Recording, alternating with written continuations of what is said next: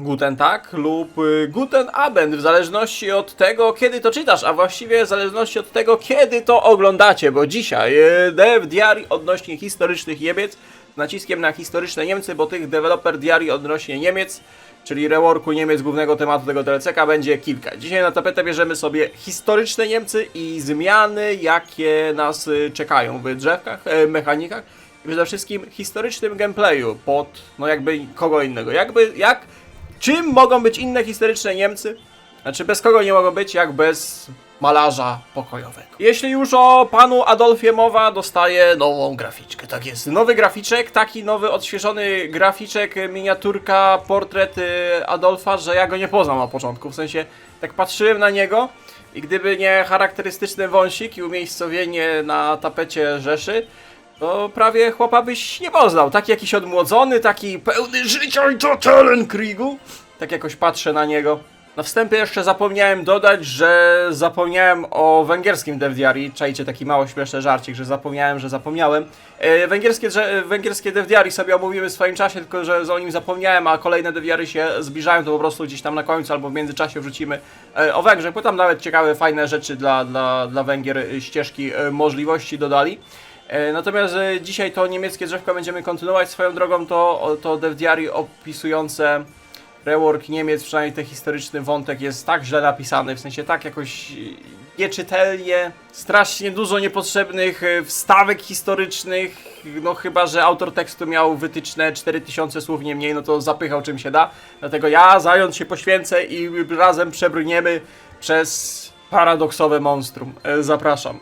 Graficzka Adiego jaka jest, każdy widzi, można to sobie modyfikacją w każdym momencie zatentegować, natomiast Niemcy teraz zaczynają z 5 duchami narodowymi, z czego 3 duchy narodowe to będą coś jak mamy obecnie dla Włoszech. Włochy też zaczynają z podobnym zestawem duchów narodowych na start, mianowicie odnośnie armii, floty i lotnictwa. Chcesz kupić sobie nową grę? Kupuj tanio i bezpiecznie na Enewie. 1000 gier w najniższej cenie. Koniecznie lub zakupy korzystając z naszego linku Zająca, który przeniesie Cię do świata najtańszych gier. Nie bądź amebą, kupuj na Enewie. Aż odpaliłem Hojza, żeby porównać. Teraz Niemcy mają 3 duchy narodowe, Mefobilsy teraz zupełnie inaczej będą działać.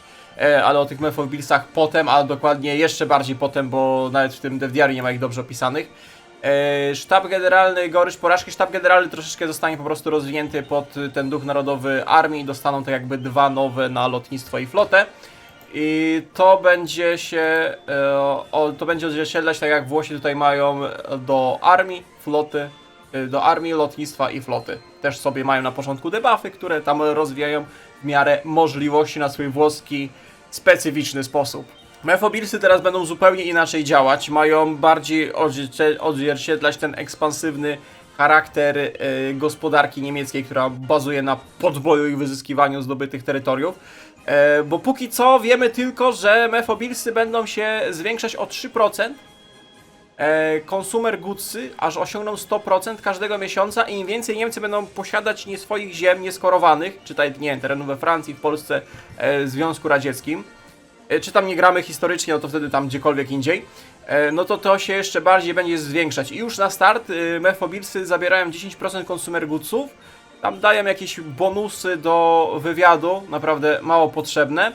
I dają tylko 10% do dockyardów i 10% do militarek, co jest słabym modyfikatorem i średnio przydatnym tak naprawdę. Zwłaszcza, że teraz Mefobilsy dają ci fajne rzeczy kosztem political powera. Teraz Mefobilsy na obecnych wersji, póki co, to są consumer goodsy minus 33%, 1/3 consumer goodsów, tych dóbr konsumpcyjnych, no i solidne boosty. Tylko że no nie wiemy dokładnie jeszcze jak będą wyglądały te Mefobilsy, na razie tylko mamy początkowy duch narodowy, który jest, no bym powiedział, bardzo średniawy z opcją dalszej modyfikacji, ale to się dowiemy. Dobra, mamy niemieckie siły zbrojne, lekkie boosty do organizacji, lekkie debuffy do wydajności supplyów, to będzie można rozwinąć sobie drzewkiem. Mamy flotę niemiecką, też ją będziemy rozwijać na 2 sposoby, czy chcemy klasycznie flotę stacjonarną, czy skupimy się na wojnie podwodnej i kąsaniu konwojów oponentów. No i mamy Luftwaffe z grubym na czele panem Geringiem tak zwanym, które też będziemy reformować. I cieszcie się, że macie zajączka, bo musielibyście przez to sami przechodzić, a to jest znowu ściana tutaj, no czy może nie ściana, ale znowu kilka akapitów niepotrzebnego tekstu odnośnie Dev Diary, gdzie człowiek chce się dowiedzieć, co zmieniają w niemieckim drzewku, a tu chłop wam Wikipedię wkleja odnośnie II wojny światowej. No jest jak jest. Ale tutaj z kolei mamy to, na co wszyscy czekali, odnośnie tego Dev Diary, niemieckie drzewko. Nie całe niemieckie drzewko, trzeba zaznaczyć, bo mamy tylko tą historyczną część. Mamy historyczną część tutaj, to jest historyczna część z możliwościami wyboru. Mamy część nową, dodatkową, skupiającą się tak jakby na polityce wewnętrznej, ja bym to określił, gdzie będziemy wybierać, boostować poszczególnych współpracowników Adiego na najwyższych szczeblach, czyli pan Göring, Himmler, Hess i Bormanny, Szpery, cała ta śmietanka, jeżeli chodzi o zarządzanie państwem niemieckim. Tutaj mamy dzieloną na dwie strony drzewko przemysłowe, do którego zaraz przejdziemy, drzewko marynarki wojennej, które również się będzie częściowo wykluczać, ale w specyficzny sposób, drzewko lotnicze klasycznie i drzewko wojskowe, które również się wyklucza i na dwa sposoby można poprowadzić niemiecką armię. Także w ten sposób obecnie prezentuje się drzewko Reichu. Tam dalej na prawo pewnie jest opcja pod Kaisera, demokrację, chyba komuna ma też być, jeżeli o to chodzi. Ale co jest nowością? No bo drzewka to wiecie, to sobie modami zatentegujemy, i będzie dobrze. To co jest nowością, to jest tutaj. To jest tutaj. Tu jest pan Adi i pod spodem ma takie karty postaci.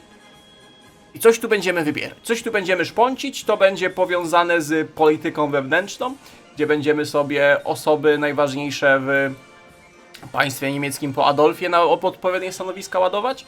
To będzie kosztem częściowo tych doradców, co zawsze tam za PP ładowaliśmy do rządu, do doradców. No teraz oni zostali częściowo przeniesieni tutaj, więc znowu paradoks robi tak, że coś było, trochę to zmieniają i dają jako nowe. No w sumie rework, no niech będzie drogi, bardzo droga modyfikacja, póki co cały czas trzymają się przynajmniej jednej linii, jeżeli chodzi o swoje DLC-ki. Także na szybko ogólnie, na razie może troszeczkę chaotycznie całe drzewko i teraz będziemy się rozwodzić nad poszczególnymi częściami. Tutaj mamy to drzewko polityki wewnętrznej.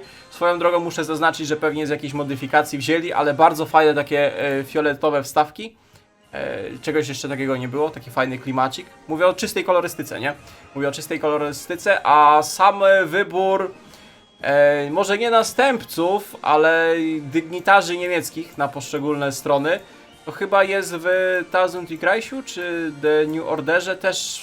Tam bardziej chodziło o to, żeby wybrać następcę po Adim, ale póki Adi żył, to też dawałeś tam poszczególnie zwiększałeś władzę w rzeszy prominentnych tych polityków niemieckich.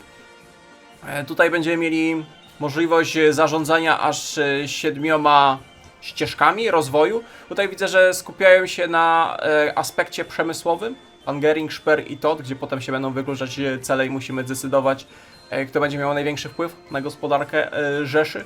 Plany 4-letnie pana Göringa raczej mogą się nie spełnić. Tu mamy oczywiście centralne drzewko z panem Himmlusiem. Może będzie jakaś wyprawa po tybetańskie tableteczki, kto wie, ten wie. Pozdrawiam bardzo serdecznie. Osobne pod pana Goebbelsa i tutaj mamy Rudolfa Hessa oraz Bormana. Ciekawe, jak rozwiążą temat lotu pana Hessa do Wielkiej Brytanii, że co, że idziesz pod pana Hessa, bo widzę, że tu wyklucza się z Bormanem, a potem pan Hess decyduje sobie polecieć do UK i zawiązać na własną rękę zawieszenie broni. Ops, jednak mu nie wyszło. No i ściśle z tym powiązana ta nowa niby mechanika, gdzie będziemy tych doradców do wewnętrznego kręgu wokół Adiego jako najwyższego wodza będziemy wybierać mu najbliższych współpracowników z tu dostępnych. Jak będzie działać ta polityka wewnętrznego kręgu z Adim, gdzie teraz tu będziemy przypisywać doradców, a nie klasycznie tam przy polityce, rządzie i tych wszystkich kompaniach za political powera? Czy to nie jest tylko po prostu graficznie przeniesienie ich tutaj, a tak samo za PP będziemy wrzucać i będą, nie wiem, dawać wam 15% do political power z czasem?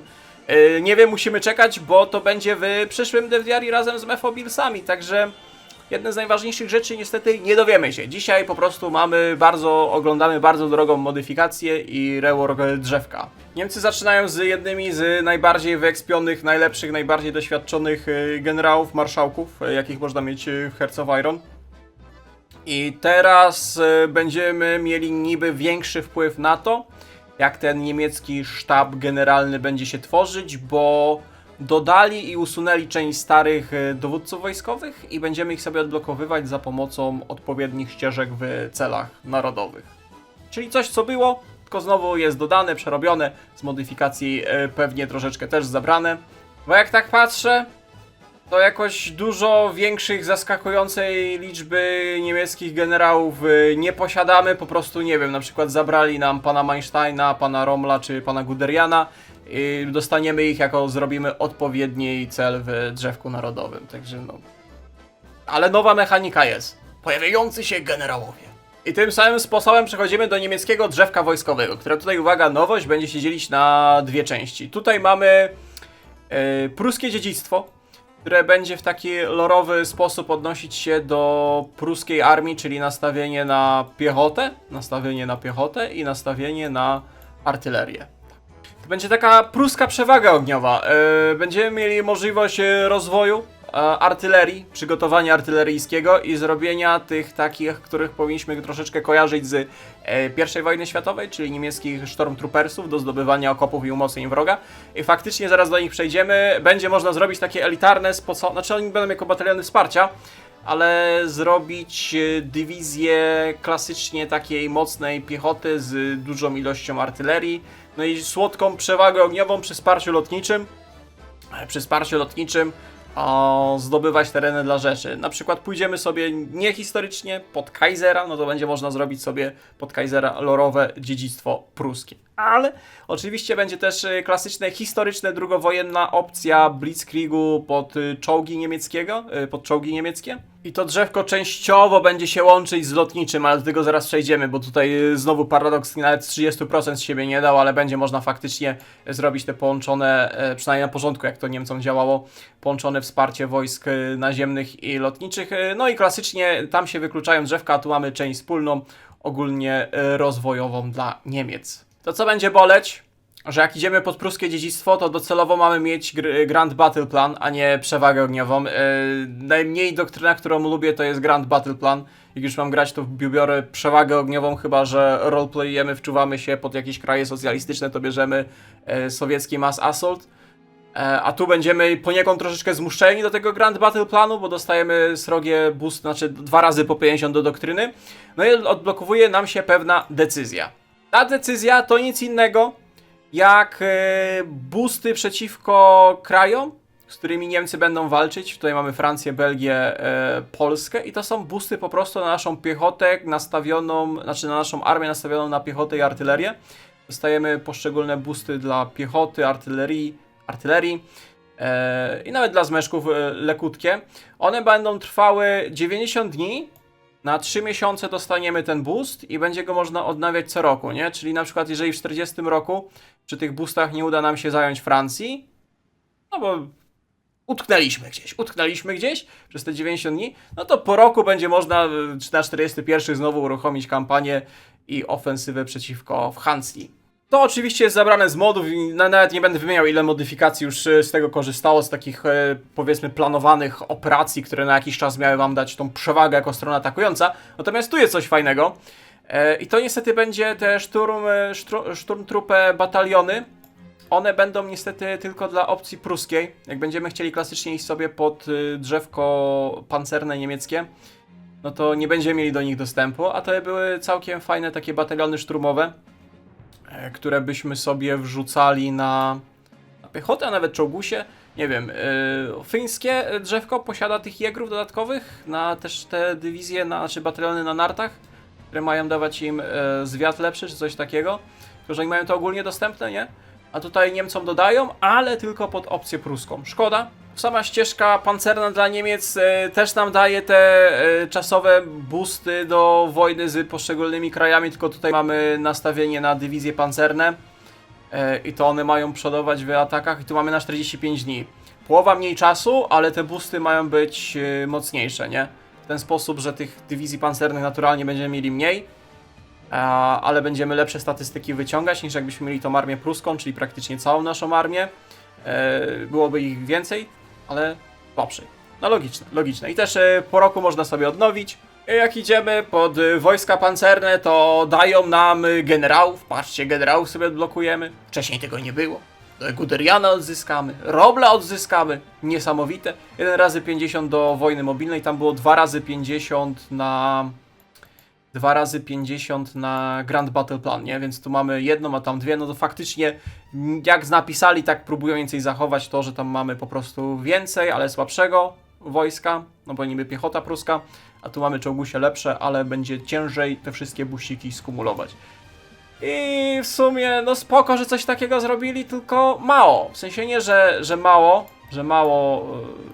w sensie ten skin mało, tylko że ogólnie mało. To byłby fajny patent, gdyby tego było więcej. I decyzji, i celów, i modyfikacji wpływających na to, że sobie tworzysz tą armię niemiecką, taką powiedzmy tą najsilniejszą, najbardziej profesjonalną w tym okresie. I ją sobie modelujesz za pomocą większej liczby narzędzi, a nie 2 wykluczające się cele i tutaj mamy 4 cele, tak? 4 cele, bo ten będzie chyba wspólny. 4 cele na rozwój podpancerne i tam, nie wiem, 5 czy 4 cele pod armię pruską z decyzjami, które niby są inne, ale w sumie tak samo działają. Także no tu nawet nie ma Waleszkowego 30% i znowu zmarnowany potencjał, ale spokojnie modami może sobie zatentegują i będzie fajnie. No i w zależności czy pójdziemy pod to pruskie dziedzictwo, czy pod doktrynę pancerną, to takie będą maksymalne boosty, jakie wyciągniemy z skończonych drzewek wojskowych.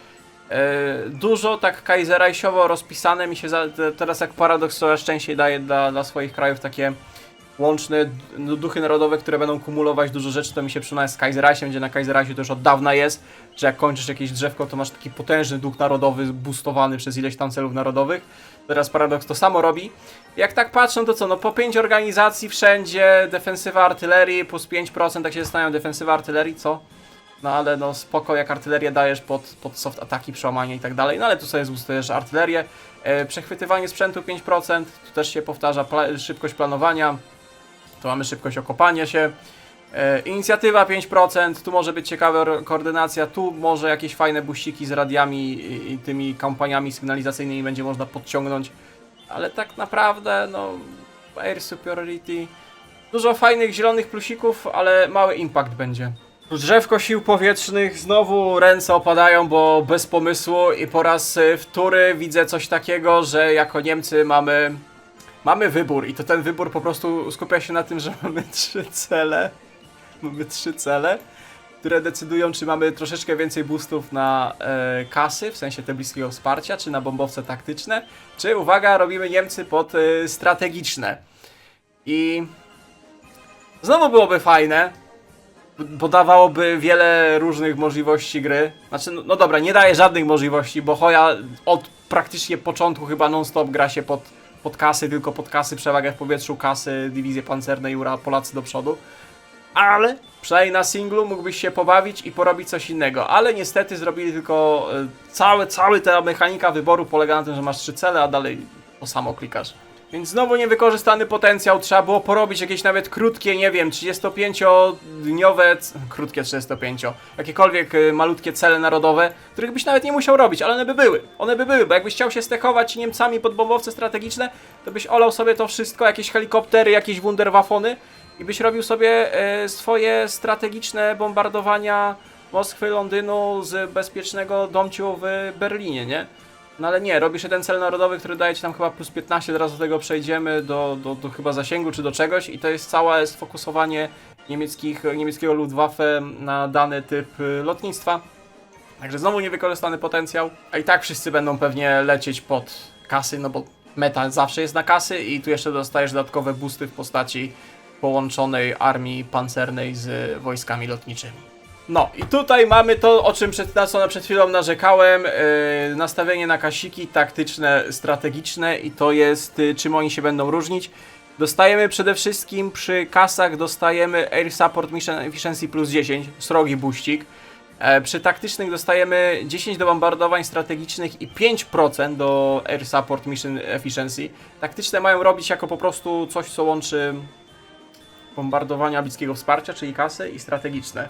I tak naprawdę po co je robić? Bo ani efektywnie nie bombardujesz strategicznie i marnujesz potencjał kasowy, więc no jest jak jest. A jak idziesz, o właśnie, jak idziesz strategiczny, to masz plus 15 zasięgu, 15% do zasięgu i 5% do wydajności tych bombardowań strategicznych.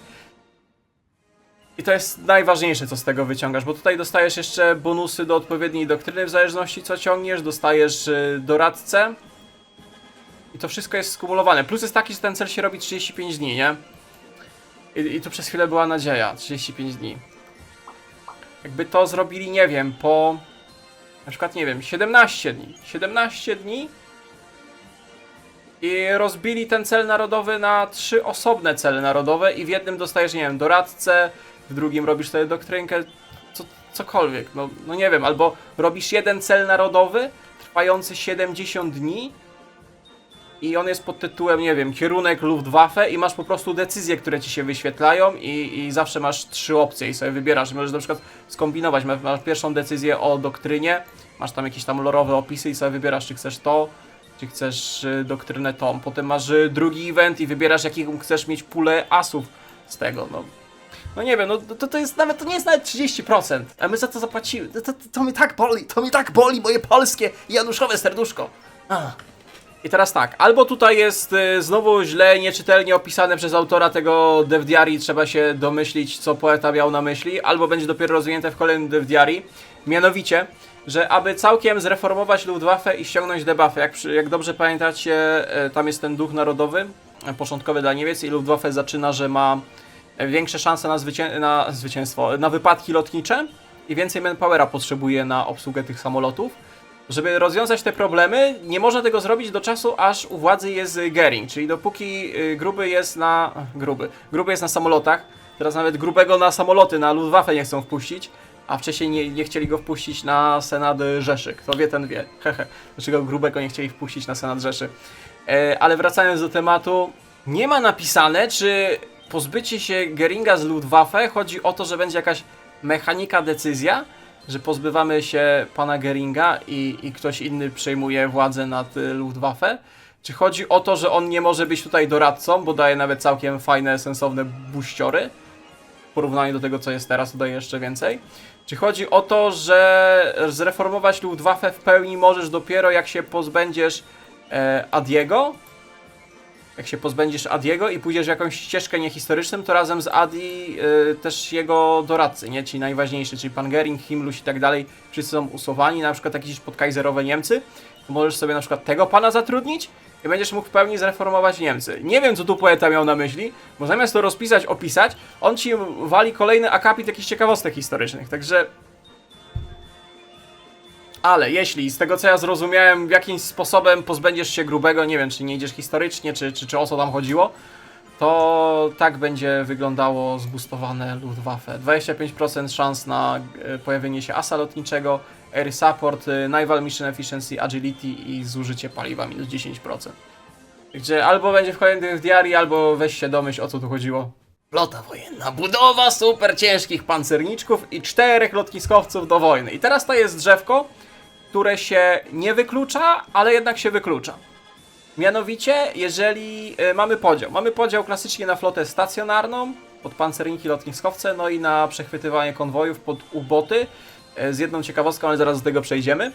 I jeżeli zaczniemy robić na przykład historycznie pod przechwytywanie konwojów, pod U-boty, no to blokuje nam się to drzewko floty stacjonarnej i ono się będzie zablokowane do czasu, aż nie skończymy tego prawego drzewka, aż nie zrobimy ten cel narodowy. Jak zrobimy ten cel narodowy, to się odblokuje plan Z. I tak samo z flotą stacjonarną, jakbyśmy od niej chcieli, to dopiero po skończeniu The High Seas Fleet odblokuje nam się to drzewko. No, nie wiem dlaczego, jakby nie można było tego i tego robić. Niemcy w sumie to i to robili i dużo potencjału marnowali. No inwestowali w to i to. No ale tak sobie Paradox wymyślił i tak będzie. No, flota w końcu no jest jaka jest. Natomiast co jest ciekawego, to że tutaj jest cel narodowy Panzerschiff Riders i nie wiem, co to będzie dawało, ale wyklucza się z U-botami. I tak sobie kminie myślę i pod kątem historycznym patrzę, że może tu będzie jakieś nastawienie, że Niemcy będą mogły efektywnie rajdować flotą stacjonarną, w sensie tymi krążownikami, pancernikami może nie, ale krążownikami i okrętami generalnie wsparcia, pływać gdzieś tam w małych grupkach po wszystkich oceanach, morzach i próbować robić to, co oboty robiły. Bo w sumie historycznie też rajdowali za pomocą swojej zwykłej floty stacjonarnej i to no, aż tam, nie wiem, po Argentynę i tak dalej. Jest ten taki stary film dobry, gdzie tam alianci przechwycili jakiś ten krążownik kieszonkowy niemiecki. U wybrzeży Urugwaju go przechwycili, złapali, Niemcy go samo zatopili, coś takiego było. Także tu może być coś ciekawego, nowego, że nie tylko pod U-boty, ale będzie można flotą stacjonarną bezpiecznie rajdować, no bo teraz jak wyślesz flotę stacjonarną do rajdowania, to ci alianci od tak to zatopią. Jeszcze jak to podzielisz na mniejsze staki, żeby pływać i topić konwoje. Także zobaczymy. No i tutaj klasycznie drzewko wspólne. Tu na plus, że w DevDiary przedstawiają od razu, jak będą wyglądały finalne rozwinięcia poszczególnych duchów narodowych. Tu mamy podflotę stacjonarną, organizacja, szansa spotowania, znowu na mniejsze zużycie paliwa. I to jest ciekawa opcja, że refitowanie, w sensie przezbrajanie, unowocześnianie okrętów, nie? Gdzie mamy jakiś tam stary kadłub, na przykład z 36, ale że w międzyczasie wybadaliśmy jakieś radary, pelotki lepsze i chcemy to wrzucić na stary kadłub, to będziemy mogli pewnie jeszcze skąpić z tymi... O, tutaj, przenośne punkty naprawcze, szybkość przebudowy okrętów plus 25%. Jeżeli tego nie zmienią, to jest to, nie? Że to refitowanie plus 25%, to będzie akurat przydatne, tak mi się wydaje. Że będzie przezbrajanie, unowocześnianie floty. Tam kadłub kadłubem, ale ważne, że będzie oprzyrządowanie, te wszystkie boosty będą lepiej działać.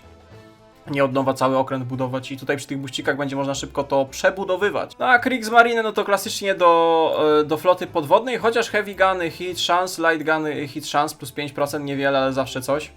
Niemcy będą mogły również efektywniej pracować nad projektami specjalnymi. Duch Narodowy Wunderwaffen nie musimy chyba tłumaczyć, natomiast przydałoby się wytłumaczyć przez twórcę tego DevDiary, z czego wynikają te bonusy, bo nie ma wprost napisane, znowu jakieś pierdoły opisuje.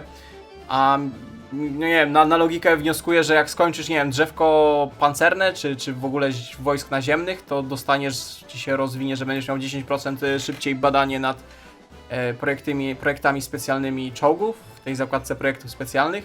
To ostatnie DevDiary omawialiśmy, jak ktoś nie widział, to polecam, bo to akurat było tam ważne odnośnie zmian.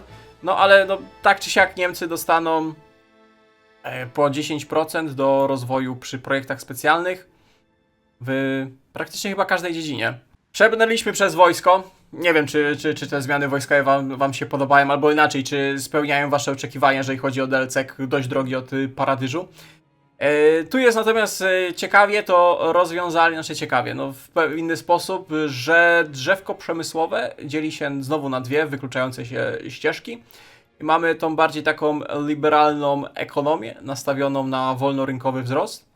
Tutaj natomiast mamy historyczną ekonomię, zaczynającą się od planu 4-letniego pana Göringa i nastawioną na wyzyskiwanie krajów podbitych i na szybki rozwój przemysłu wojskowego. Docelowo to ma być mocniejsze drzewko, tylko dużo dłużej. Więcej czasu będziesz potrzebował, żeby osiągnąć taki poziom ekonomii i pewnie zakłada, że nie będziesz tyle podbijał, co przy historycznym drzewku niemieckim. Także tu mamy coś bardziej budowy cudu gospodarczego na własnym terytorium Rzeszy, a tutaj mamy po prostu ekspansję i wykorzystywanie podbitych zasobów. Jak pójdziemy historycznie w plan 4-letni pana Göringa i dalej w historycznie przemysłowe Niemcy, to zaczynamy od wprowadzenia autarkii niemieckiej, czyli tej samowystarczalności. I dostaniemy unikalne prawo gospodarcze, znaczy prawo handlowe dla Rzeszy, tą autarkię, która nawet sensowne modyfikatory daje do Construction Speeda, Research Speeda i surowców na market.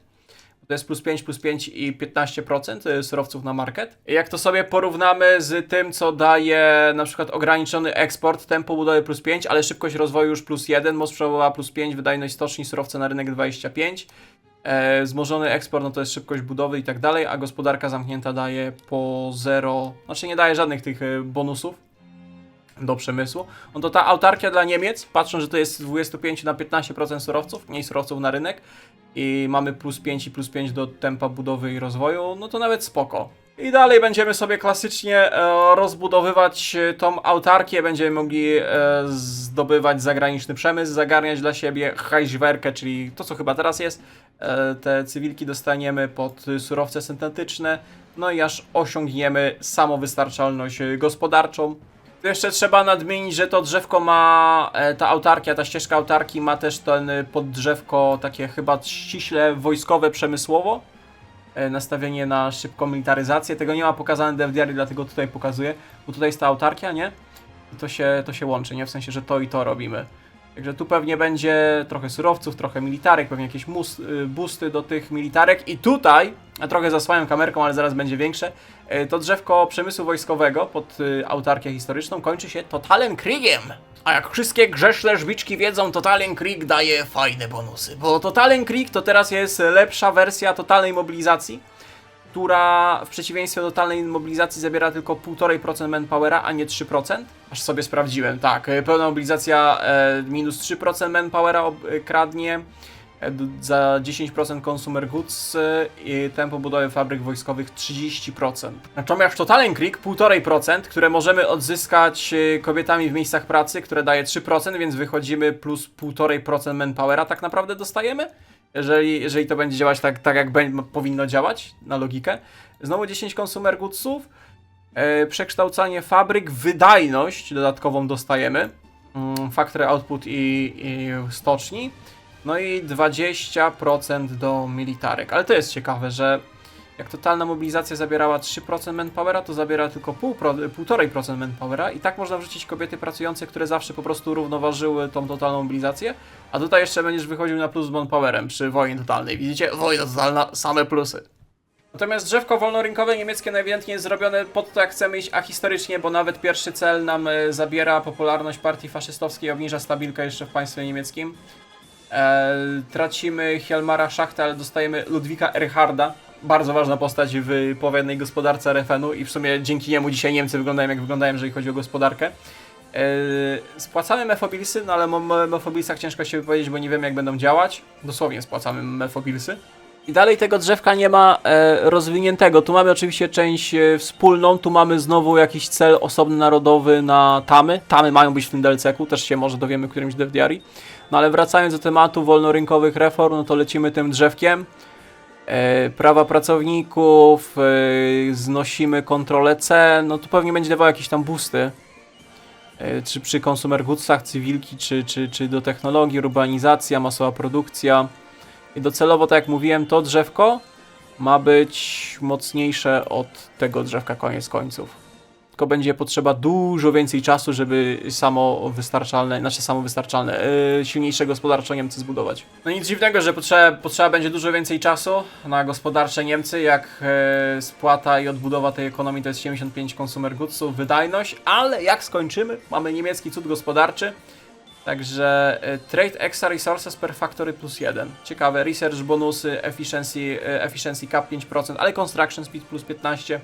Czyli całkiem solidne, bogate społeczeństwo niemieckie. A, i tu jeszcze jest zestawienie tych dwóch ścieżek. Tu mamy pod wolnorynkowe reformy, a tu mamy pod ekonomię podboju. I tu te mefobilsy cały czas niby mają działać, przekształcone w ekonomię podboju. To rozumiem, że będzie rozwinięcie tych mefobilsów. Bo tutaj dalej jest, tam było 3% na mefobilsach, a tu mamy 2,5% consumer goodsów za każdy kontrolowany, nieskorowany state Niemiec. Nie wiem jak to będzie działać, bo tych Niemcy potem state'ów mogą mieć dużo, ale można sobie porównać wolnorynkowe te do ekonomii conquestu. I tu w ogóle daje jeszcze 20% military budowy, prędkość budowy militarek plus 20. Ja nie wiem, czy to nie może być skąpione z tym Totalen Kriegiem, nie? Bo Totalen Krieg też dawał 20%. Plus pewnie będzie jeszcze jakiś doradca. Będzie przecież ta polityka wewnętrzna. I może jakiegoś Szpera czy pana Geringa będziesz dało, który też pewnie będzie dało z 10%. To ciekawe ile boostów do budowy militarek będzie można wyciągnąć pod historyczną ekonomię Niemiec. I tu jeszcze ważne się skryło. Tu jeszcze ważne się skryło, bo żadna armia nie pojeździ bez paliwka. Także tu jeszcze jak idziemy pod historyczne Niemcy, to mamy bonusy do produkcji tych surowców w postaci gumy i ropy. I to, co widzieliśmy, to była część wspólna. Ona będzie dla wszystkich opcji, jakimi pójdziemy Niemcami, czy historycznie, czy ahistorycznie. Teraz natomiast historyczne drzewko polityczne Niemiec. Ono bazuje na tym starym, tylko jest rozwinięte, przerobione, ale ten sam core, gdzie tam te cele więcej się układają, powinniście kojarzyć. To drzewko polityczne Rzeszy zaczniemy de facto omawiać sobie od prawej strony, która jest chyba z sekcją wspólną z jakąś inną opcją. Strzelam, że pod Kaisera jak będziemy szli, to na pewno do tego też będziemy mieli dostęp. Bo to jest polityka dalekowschodnia, wybieramy czy wspierać Chiny, czy wspierać Japonię. I to będzie miało swoje konsekwencje, gdzie na przykład możemy domagać się klasycznie kolonii, odzyskiwanie kolonii w Afryce, tutaj w Azji, wsparcie Chiang Kai-sheków, Middle Africa nawet się pojawi, więc ewidentnie coś tam nawiązań do Kaisera. I mamy również klasycznie pakt antykominternowski, tylko on tutaj jest rozbity. On jest rozbity i troszeczkę rozbudowany, ponieważ albo możemy iść historycznie w pakt Ribbentrop-Mołotow i potem w Treaty ze Związkiem Radzieckim, to oczywiście było. Ale to się teraz kończy sojuszem ze Związkiem Radzieckim. Do tego sojuszu ze Związkiem Radzieckim przejdziemy, bo to w ogóle oni tam polecieli. Ale możemy też pakt antysowiecki, niehistorycznie, znaczy antykominternowski rozwinąć w niehistoryczny pakt antysowiecki i potem support Finlandii. Więc nie wiem, może będzie jakaś misja wojskowa do Finlandii podczas wojny zimowej? Na przykład jak nie wiem, idziemy pod Kaisera. Rosjanie idą historycznie, jest wojna zimowa, jako Kaiser możemy bezpośrednio wspierać Finów podczas tej wojny? Nie wiem, zobaczymy. Ale też mamy oczywiście możliwość historycznej wojny ze Związkiem Radzieckim. O, tu jest ten sojusz. Ten sojusz ze Związkiem Radzieckim, on już teraz jest w Chojcu i po prostu powoduje, że Niemcy zawierają bezpośredni sojusz z Rosją, tworzą jedną frakcję i tracą przy tym stabilkę i tak dalej, no bo to jest takie dość odklejone uniwersum, ale teraz wprowadzili coś takiego, że ten sojusz trwa przez 2 lata. I przez 2 lata możesz mieć sojusz z Niemcami, rozwiązujesz oś, czyli wyrzucasz wszystkich tych Bebiciów, Bułgariów, Węgrów ze swojej osi i tworzysz sojusz ze Sowietami na 2 lata i wy przez te 2 lata się lubicie, ale potem już się nie lubicie po tych 2 latach. Że to niby ma być historyczne odniesienie, że ten sojusz i tak nie mógłby przetrwać, taki fizyczny sojusz, a nie tylko pakt agresji. I teraz się zastanawiam, po co to jest w Chojcu? Po co? Po co ci na 2 lata sojusz ze Związkiem Radzieckim? Jeszcze jak grasz historycznymi Niemcami? Bo to będzie chyba tylko dostęp dla historycznych Niemiec. Grasz sobie Adim historycznie, wypowiadasz wojnę Polsce aliantom, dobra, Rosjanie ci pomagają zająć, nie wiem, Polskę, Francję, bo sobie nie radzisz. I potem wciągasz Rosjan do wojny z aliantami, no bo jesteście we frakcji, po 2 latach ta frakcja się rozpada. No chyba, że potrzebujesz, nie wiem, floty rosyjskiej, rewolucji październikowej potrzebujesz, w sensie okrętu. Nie rewolucji u siebie w kraju, tylko okrętu, rewolucja październikowa. Taki mało śmieszny żarcik. Potrzebujesz tej floty radzieckiej, żeby zdobyć przewagę na kanale La Manche i się zestantować do UK. Nie wiem, poszło to? Nie wiem, ale paradoks dał. I właściwe niemieckie drzewko zaczyna się oczywiście klasycznie od remilitaryzacji Nadrenii. Teraz w ogóle remilitaryzacja Nadrenii będzie chyba zrobiona aż po Szwajcarię, nareszcie, a nie tylko tam sama Nadrenia. Aż po Szwajcarię będzie demilitaryzacja. No ale to drzewko historyczne zaczyna się od wyboru. Albo możemy iść historycznie w pana Ribbentropa, albo w niehistorycznie politykę zagraniczną Neuraitia. Nie wiem, jak się czyta nazwisko tego pana.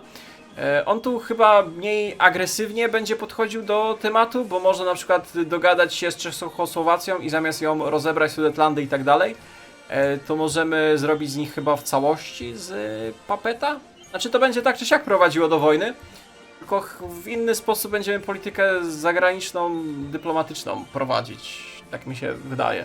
Bo nie wiem, bo nie ma tego opisanego. I zauważycie, że przy niektórych celach narodowych są takie fikuśne flagi zdegenerowanej rzeczy. Mówię zdegenerowanej, bo nie ma wiatraczka, tylko jest plusik, krzyżyk. Nie wiem czemu w grze historycznej. Możesz wypowiadać wojny jako Adi, terroryzować, zadawać straty w miliony, ale wiatraczka, flagi już nie mogą ci dać, dlatego dali jakąś abominację flagi. No ale te flagi pokazują ci, co jest celem historycznym. I Paradox znowu cały akapit poświęcił, żeby zaznaczyć, że teraz historyczne cele mają te flagi. Nie żeby coś, ale cele historyczne już teraz można sobie oznaczyć. W drzewku, podświetlają ci się, ale spoko, teraz mamy flagi. Także great sukces. I to drzewko, jak już wspominałem, będzie podobnie działało jak wcześniej, ta dyplomacja, a ekspansja niemiecka. To są podobne cele, tylko teraz jest ich troszeczkę więcej, są bardziej rozbudowane, ale też mamy oczywiście Sudetlandy, mamy Anschlussy. Anschluss inaczej działa, ale też się nie dowiemy, jak dokładnie ma działać. W kolejnym pewnie Dev Diary się dopiero dowiemy. Więc klasycznie mamy prowadzenie do wojny, Gdańsk za Słowację, albo Gdańsk, albo wojna. Wschodnie claimy, czyli pewnie Memel od Litwinów od Litwy będziemy dostawać, kwestie bałkańskie aż po wojnę z Grecją. To wszystko już było. Tutaj będzie można rozbudowywać i rekrutować zagraniczne SS, w sumie też było, no ale mamy wrzucone. Tu są nowe, ale nie pokazali, co to daje. To jest tak naprawdę nowe. To wszystko, co tu było, jest tak naprawdę stare, tylko trochę przerobione, może jakaś graficzka wrzucona. Tu jest chyba też nowa ścieżynka, ale nie pokazali, co to daje. To pewnie będzie, nie wiem, jakoś łączenie gospodarek, wpływanie na to.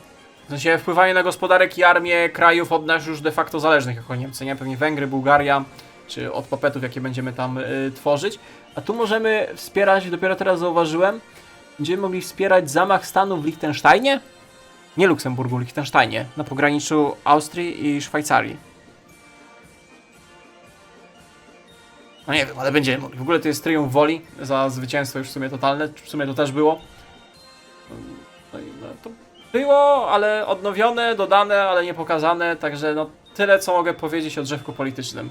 Pokazali natomiast, czym się będą różnić doradcy, jeżeli chodzi pan Ribbentrop oraz Neureit. Tu dostajemy stabilkę, tu dostajemy War Support, tu dostajemy innego doradcy z innymi modyfikatorami.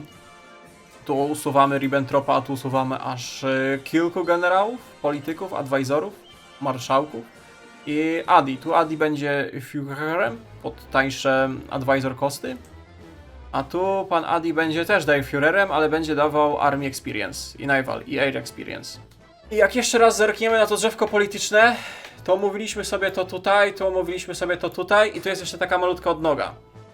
Ona jest dostępna dla wszystkich, tak? Jak historycznie idziemy pod Adiego i idziemy zerknąć, co jest w tej odnodze, bo tutaj ona jest troszeczkę bardziej rozpisana i to jest odnoga odnośnie przekupywania i zapewnienia sobie lojalności wśród oficerów Wehrmachtu.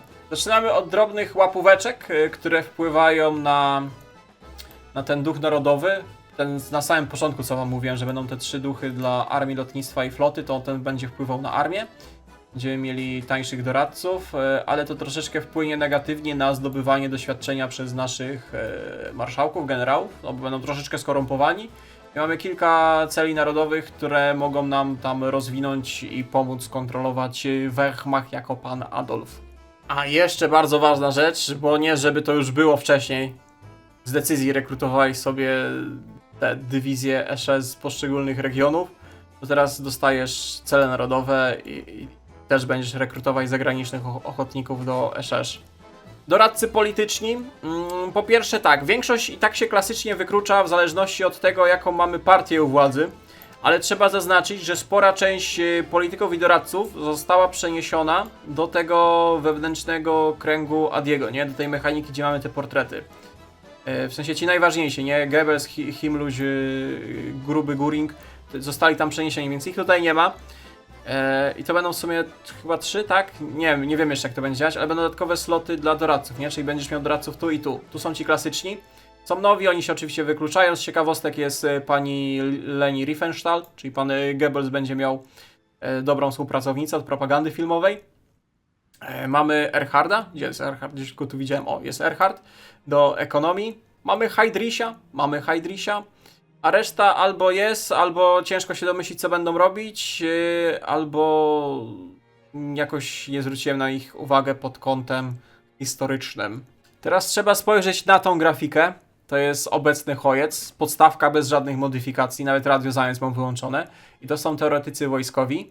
I przechodzimy teraz na nowych teoretyków wojskowych. Trzeba porównać obie grafiki i znaleźć różnice. To jest dla was, możecie w komentarzach zabłysnąć, czym ci doradcy będą się różnić od tamtych doradców. A tu mamy jeszcze sztab niemiecki generałów, jakich możemy wrzucić. Generalnie też większość się powtarza.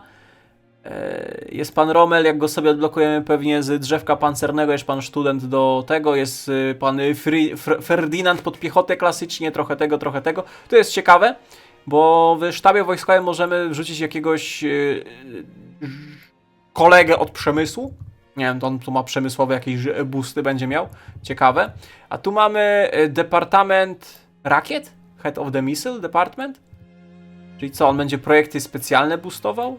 Technologie rakietowe, V1, V2? To by było ciekawe, to by było ciekawe. No bo to, że tu jest Rundstedt, czy to jest Rommel, no litości. Mamy 8 lat, 6 lat Hojca.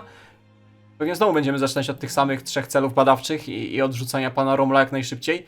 No ale tu jest ciekawe i nie pokazali ich. Nowe te kompanie przemysłowe pod sprzęt wojskowy, jak badamy i produkujemy, no ciężko to omawiać, no bo to są same grafiki, tu widać, że z, nie wiem, do ubotów, do eskortowych, do pancerników coś można ładować, ale nie wiemy co jak do lotniskowców. No to już jest takie wchodzenie stricte w te statystyki, trzeba było każdy porównywać, ale nie mamy opcji. Natomiast to co jest, jakieś kompanie przemysłowe nowe, nie wiemy co dają, więc ciężko ogarnąć, ale są chyba 3 albo 4 nawet nowe, tak mi się wydaje.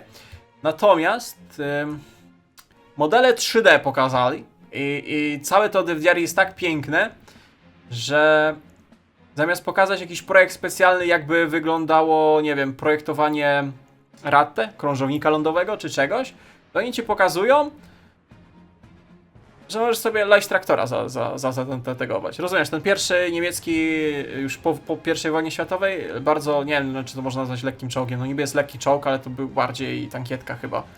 No, light traktora będziesz miał grafikę.